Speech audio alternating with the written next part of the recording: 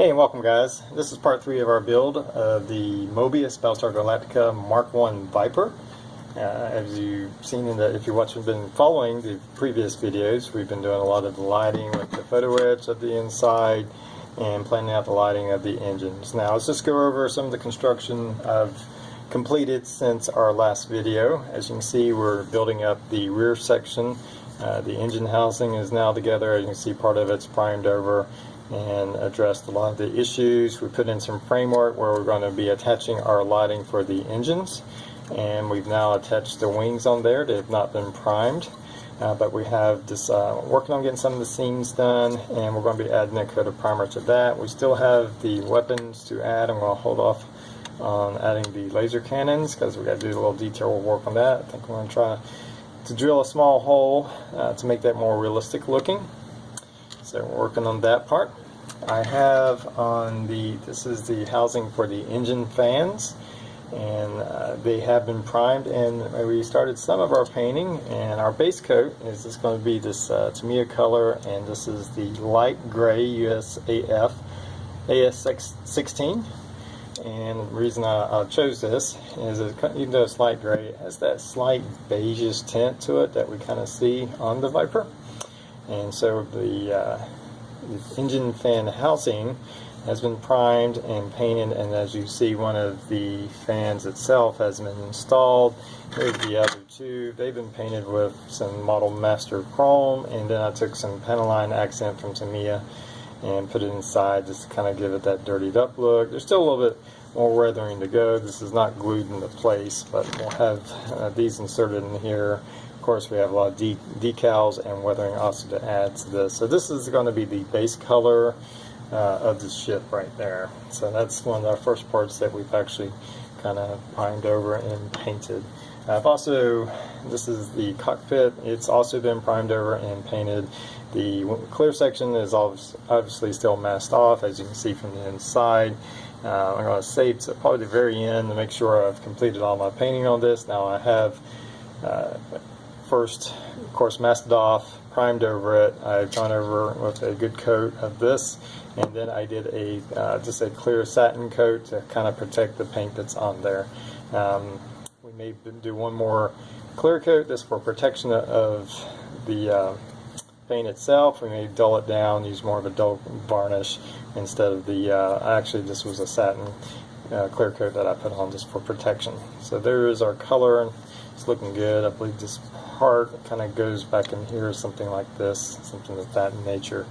So everything's looking good on that. You can see on our fuselage, I've added in the front landing gear and the struts in here. Still has to be primed. Most of the finishing's done. This is about ready to be primed. Of course, we have this all taped over a mast protecting our cockpit where we have all our photo etch. So that's about ready to be painted and primed. So all that's looking good. We've, of course, completed our wiring that's going to, not completed, but we have our wiring running through our landing gear. This is the left side landing gear, rear landing gear, and that will run our power up from the base into the ship. And one other thing here is we completed the painting for our pilot, and fairly happy with them. I won't say that I'm 100% happy. Still working on painting my miniatures. But I think he's pretty close. I'm not 100% accurate, but I think it's a fairly good representation. So there we go with that. So that's where we're at with this part of it so far. We have painted, of course, the nose cone, and I've added in some silver accents. I don't know if you can quite see that. This kind of, there's a grill inside the nose cone, and what I simply did with that is took a silver metallic marker and carefully went inside, outline the grill inside there. So we'll have a little a color change to show some detail in that with the nice little vents that they have in there. So there we are, and we'll keep moving forward. Alright, here we are with the rear section, and just want to show you I've now installed the lighting for the engines, and what I've come up with and pretty pleased with is I actually have 6 LEDs in here. Now there are 3 blue ones attached just with some hot glue onto the framework that we made. and there are 3 white ones next to, well, there's one next to each blue one. So we'll have a blue flickering LED and a white flickering LED in front of each engine nozzle. So when we light it up, we'll have kind of this combination of colors, and I just really like the effect. And just to kind of look at how the wiring is back here, we just have it kind of bundled up here, but there should be plenty of room to consolidate this. We can shorten these if we need to a little bit. And all that's looking pretty good, but let me throw on the back of the engine nozzle and then we'll light it up for you. Alright, and I've simply pressed in the engine nozzles onto the housing, and let's take a look at the lighting. We are getting a lot of bleed over from the camera, but we have both the blue and the white going, which makes kind of a nice effect. It's not too blue, but not just solid white either, and it gives a kind of a combination lighting effect. So really pleased with how that's looking, and so we're getting really close to starting to assemble it and get it painted. I believe what I'm going to do is actually paint the different parts of it, the subparts, with our primer or our base coat, and then from there we will assemble the different parts. And there's obviously going to be a few areas that we're going to have to work out. We have a little bit of light bleed right here, so not exactly sure how I'm going to work that out yet, how to seal that, and just work on it. I'm still trying to figure all that out. Alright, I've added our base coat using, to me, a light gray, and it has just a little bit of a light brownish color, which is kind of what I see in most of the models. Anyway, this is what I'm going with. So I'm getting ready to start putting together some of the parts, some of the sub-assemblies. Here we have the cowling and the engine fans, and I've had them painted up and ready to go, minus any weathering. But we're going to have to run the wiring through this part. This is a solid piece that connects the back of that. So I've drilled out a few holes right here, and I've also took my Dremel and kind of made some places for the wires to fit through. And so what we'll do is we'll put these wires in there and run it through these holes, and then we can push this up in there. So I'm going to do that, and then we'll take a look at what it looks like once I get it together. Alright, so here's what it looks like now that we have those two parts joined together. It's not glued yet. I'm going to be taking some super glue. When you do paint over plastic like this and then try to use some regular plastic cement, such as that, it will melt the paint and get kind of messy, whereas super glue will just bond it. So I'm going to be adding a few drops of super glue in some places that aren't going to be seen. They're going to be covered up, and then we'll get it all sealed in. But just to kind of show you how I have the wiring running through there and how that's going to look. And before I do any gluing or anything, I'm going to remove my masking off and make sure all my wiring is still good before we go any further. Alright, so I've took off the masking tape from my cockpit, and I'm very pleased how that turned out. That's always a little nerve-wracking. The masking tape's been on there for a while now, so it came off pretty clean. Very happy with the lines, but you can also see I got the cockpit all lit up, and I think that's looking really cool. Looking really cool. The photo etch is really giving it that really nice touch, that really sharp lighting detail, which really just kind of gives that model just that extra little bit.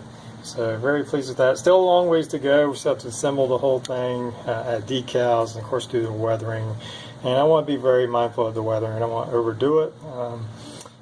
Really like the way it's coming out. I'm pleased with the color. So far so good. And we're just going to keep on moving along. Okay, so I finished applying our base coat to all of our parts now, and I've gone back over and applied a clear coat with this Krylon. And this is a clear satin finish. And that'll help protect the paint, and it'll also, when we go to put the decals on, it'll help the decals to put on more smoothly. But now we need to start assembling it. I've had to run our landing gear up through the model before I can close all this off because of the wiring. And I need to hook all this wiring up to the wiring from the cockpit. So I'll have to hook all that up and then push it all together and get it glued in. So just trying to figure out what I need to do. This section right here, I may paint this first before I connect this all together, just for ease of painting. This section, I've seen different, a lot of people have this really weathered. I've seen some grays and stuff. I think I'm going to go with kind of a light gray. I did with my engine housings here. I went back over them and put a coat of kind of a light gray color. Just looking at pictures, it seemed to be more closer to what the studio model was. I changed that, and then also the nose section I also went over with that light gray. So a little bit of color changing here, and that's okay. But I think I need to get this section, so I think I'm going to mask this off and go in with the same light gray and paint this, and then we'll assemble the model.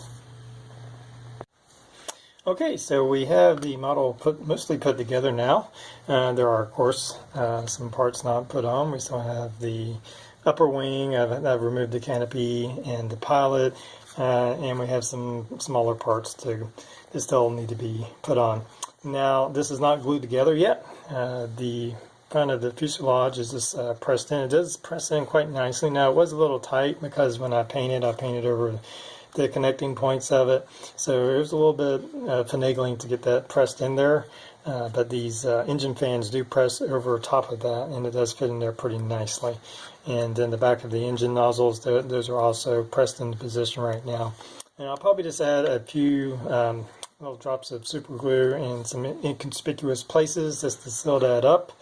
And I haven't closed up the slot. This is where the stand will, if you want to go into like a flying mode, you can put it on a stand that's still open there. So as you can see, the landing gear is in position, and it's all looking good. I'm quite pleased with how the paint's looking.